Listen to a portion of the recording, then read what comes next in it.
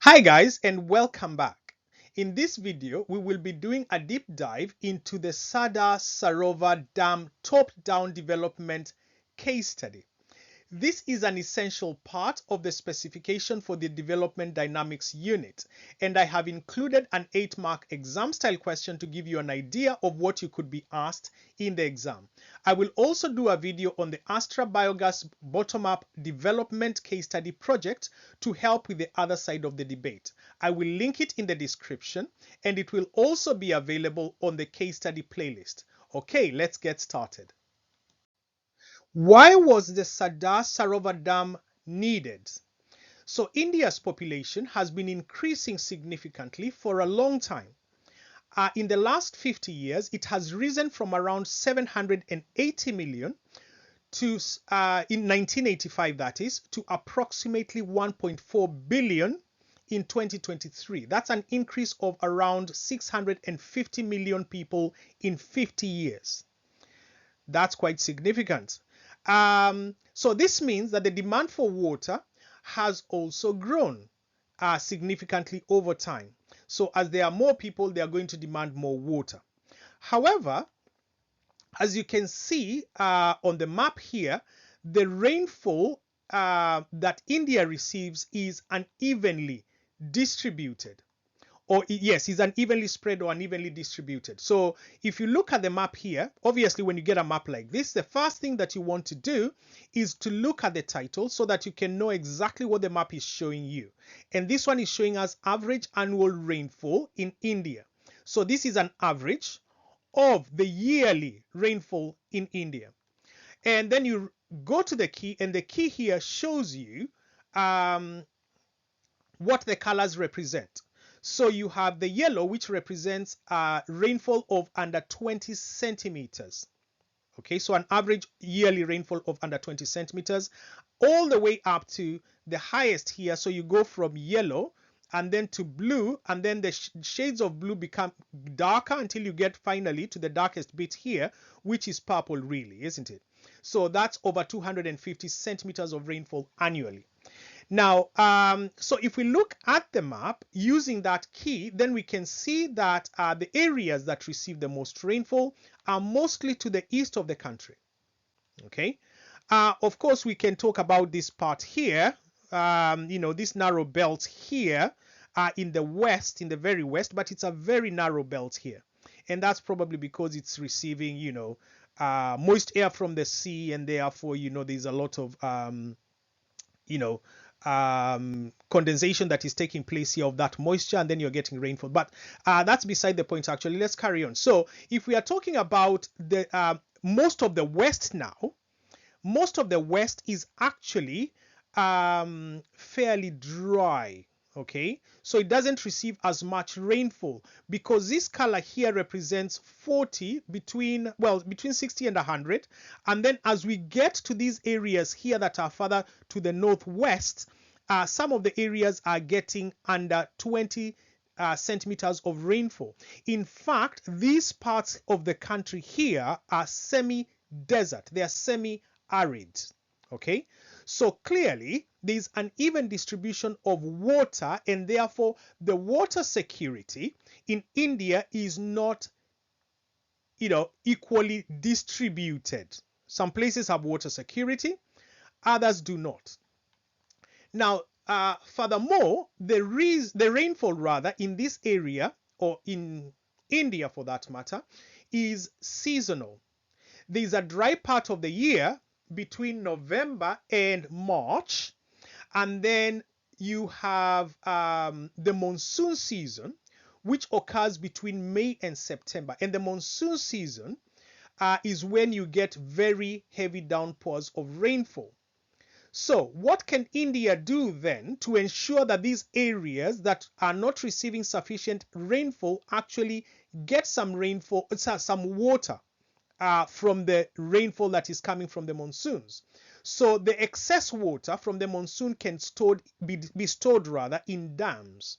Okay, so then explaining why the Sardar Sarovar Dam was built, and that is to be able to store water during the monsoon season in anticipation of the dry season when there will be when there won't be as much rainfall.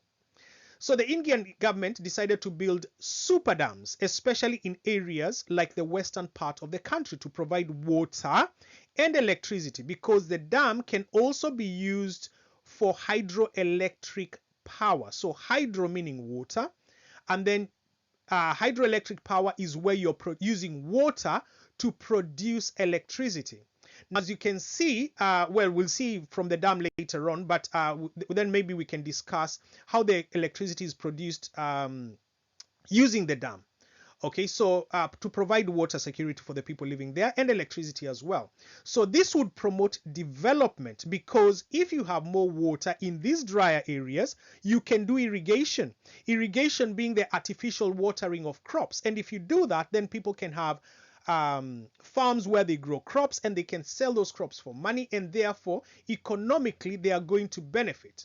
So for irrigation and for the growth of industries, because for industries to be grow in those areas, you also need water. So for example, I read up some place some time ago about a Coca-Cola factory that was located in India, in a very dry part of the country, and they were abstracting water or getting water out of the ground in that dry part of the country, and as a result the water levels in the area went down so much that the locals were complaining. So if you have a dam, a super dam for that matter, in this kind of area that is really dry, then you can facilitate the growth of industries such as Coca-Cola in those particular regions of the country, and your GDP will go up, and so on and so forth. So as of 2024, India has 6,100 completed large dams and around 140 more still under construction. So it gives it a rank of third in the world in terms of the number of dams they have. And this is only second to China and the USA. Now, the Sardar Sarovar Dam is one of the super dams that have been built in India. The Sardar Sarovar Dam is the largest dam to be built on the Narmada River in western India. So this dam, something to remember and to note down is that it's on the Narmada River and it's the largest there. The construction of the dam began in 1987 and it was opened in November of 2017. And it's a top-down project. So a top-down project is where a large-scale development project is initiated and managed by governments, IGOs, and TNCs. So large-scale means that, or implies that it's going to require a lot of money, because it's going to, it's a really, really big project. And that's why the entities that are involved include governments, okay, and then IGOs, not NGOs. And IGOs are intergovernmental organizations. So these are a lot larger than the NGOs that are normally involved in bottom-up projects. Okay, so there's a big difference. IGOs are a lot larger. And then we have TNCs. Who also can get involved. And TNCs are transnational corporations. And as we know, there are TNCs that actually earn a lot more money every year, as in their income is a lot more than whole countries. So some of the small countries' GDP, for example, will be less than that of some of the TNCs. So if you're talking Apple, for example, that's a very rich TNC, and their income is a lot more. So so top-down development projects cost a lot of money and do not seek input from local people or from local communities. And that's because the government will make a decision about whether that project is beneficial to the country as a whole, and therefore not necessarily consult the people that live in that country. So they just, go ahead and build the dam. And as you can imagine, some people are likely to be displaced if they were living somewhere near the dam, but obviously they are not going to be consulted because the government has made the decision as it is. Then the entities that funded this particular Sardar Sarovar Dam were the Indian government, the World Bank, and Japanese banks. Okay, so now on to the benefits and disadvantages. Now, before we actually go to those, I'd like us to look at the exam style question here, because it would be good for us to go through this while bearing this particular examination question in mind. So the question says, evaluate the extent to which top-down development projects or a top-down development strategy you have studied has been successful. Now, so this is an 8-mark question. So what you're doing is you're using this information here, the advantages and disadvantages, to determine whether the Sardar Sarovar Dam project was successful or not. Okay, so bearing that in mind, let us discuss what the benefits and the disadvantages were. And the first benefit here is that it provides 3.5 billion tons of drinking water. Now, how is that beneficial then? So if we were to think about the question, that would be a success. But why is it a success then as a result of providing 3.5 billion liters of water? You could argue that it provides water security for the people. Now, water security there will imply that, or will mean that those people are not going to drink contaminated water because they have clean water that has been provided by the dam.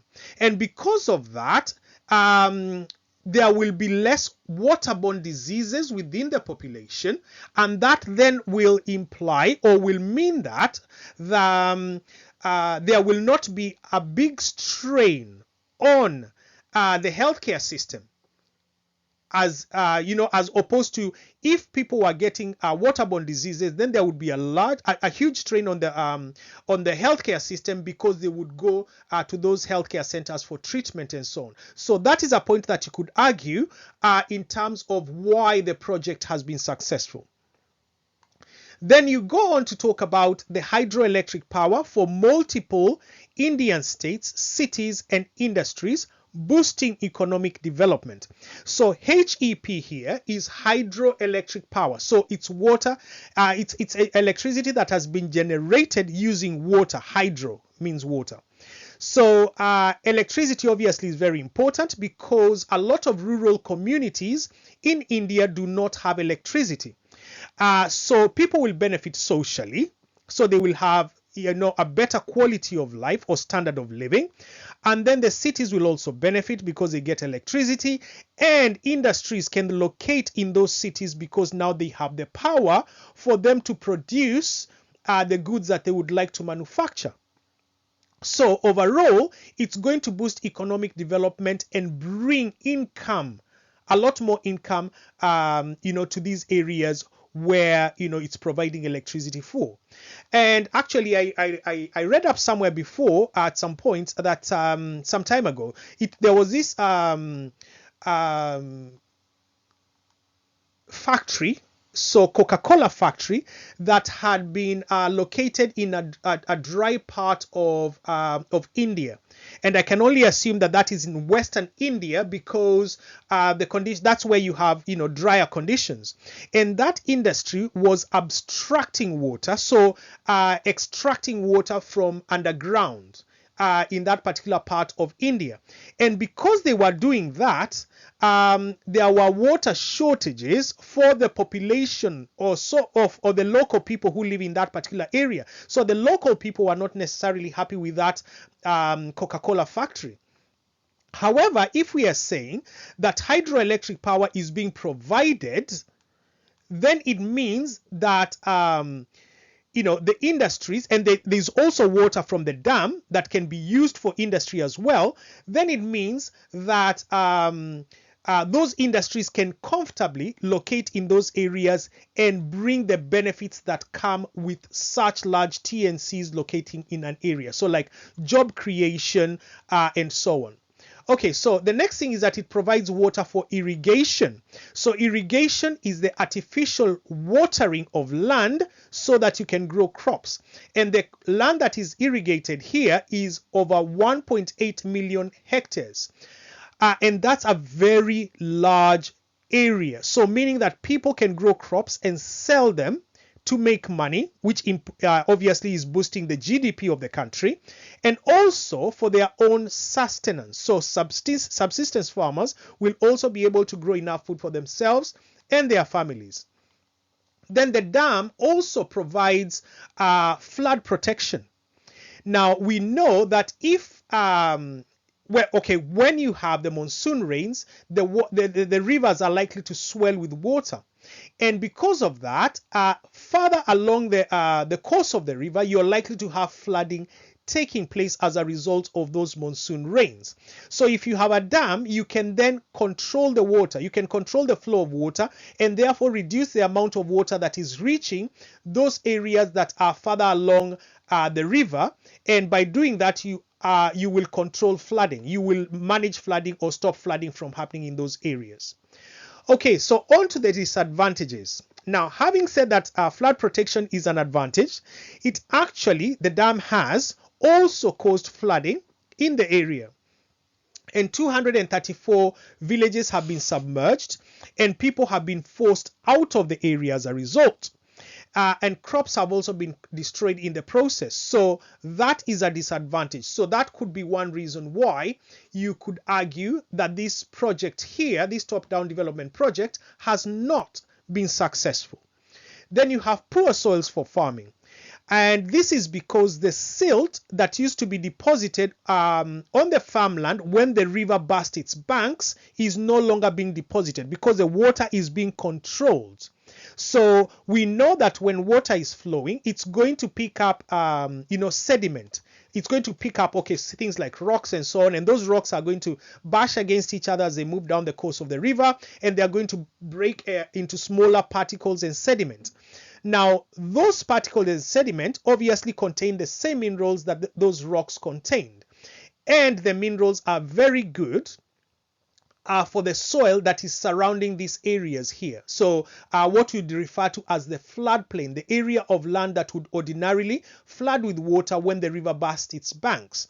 So when that silt and that rich mineral-rich silt is deposited on the floodplain, then it means that soil becomes extremely fertile and you can grow crops on it. But because that is not necessarily happening as much because there is flood protection due to having this dam, then it means that those soils are no longer as fertile and not good for farming as a result. So again, that is a reason why it has not been successful. But you could argue that point and say that in some areas, there has been flooding, although again, that is quite a disadvantage because, 234 villages have been submerged and so on and so forth. Anyway, let's carry on. The next one is that the weight of the dam can trigger earthquakes. So that's a negative. And then there is habitat loss as a negative as well. So because it's a large-scale project, it covers a very wide area. Obviously, a lot of deforestation had to take place for this dam to be built. So you can imagine that the animals had to move out of the area, and therefore the habitats are lost and ecosystems are affected. The ecology is impacted, etc., etc., as a disadvantage or as a reason why this top-down development strategy has not been successful. Then 100,000 people were displaced, including tribal communities. And then the attempt to resettle these people was quite inadequate. So they were not resettled properly or efficiently or effectively. So you can imagine that some of them are probably have been homeless or living in substandard accommodation as a result. Okay, so these here can be used for an 8-mark exam situation like this one here. That brings us to the end of the Sardar Sarovar Dam top-down development case study. I hope that you have found the information useful. The video on the ASTRA biogas bottom-up development case study will be linked in the description below and will also be available in this case study playlist. It will provide information for the other side of the debate on bottom-up versus top-down development projects. Thanks for joining in this journey to good exam results. All the best and see you again soon.